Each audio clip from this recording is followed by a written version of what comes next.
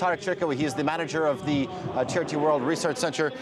Good to have you on, Tarek. I know that you love to join our broadcast during these special events. In terms of the significance of this for the Muslim world, talk to us about that. I think this is really a moment in history that we are witnessing right now. I think this is a very important time also for the Muslim world, or the Islamic world.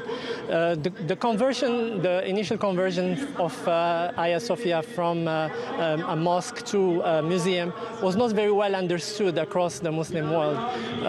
It was perceived as an attempt to maybe get over the religiousness of the state, which was understandable in some aspects during that time, because this was a time where there is the birth of nation states across, not just in Turkey, but across the Muslim world in general.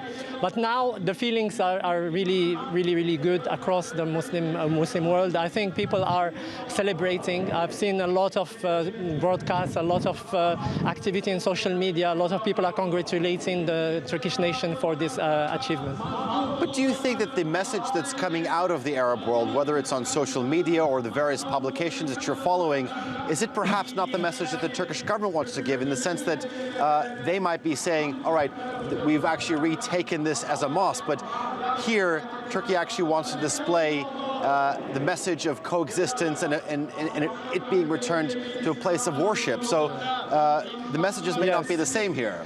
Yeah, no, definitely. No, you're absolutely right. I think a lot of people, they get this nuance. The people who are highly intellectual, they follow also the Turkish point of view via different television channels, especially the ones speaking in Arabic.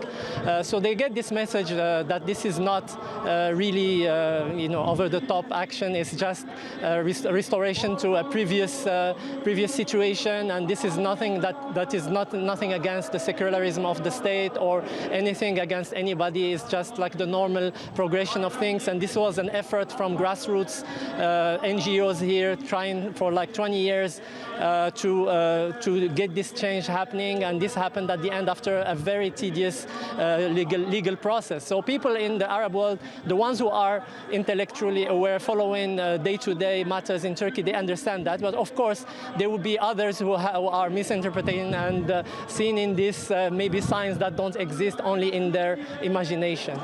The building that we're overlooking actually receives about more than 3.5 million tourists a year.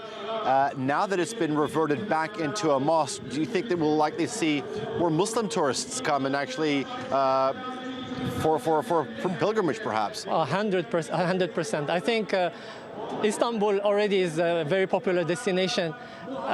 Hagia Sophia or Hagia Sophia has been something that is really important for a lot of tourists. But for Muslim tourists, to your point, I think definitely we'll have a lot more people pouring in, trying to worship in this very, very important monument for hundreds of years, 500 years or more, 586 years to be precise.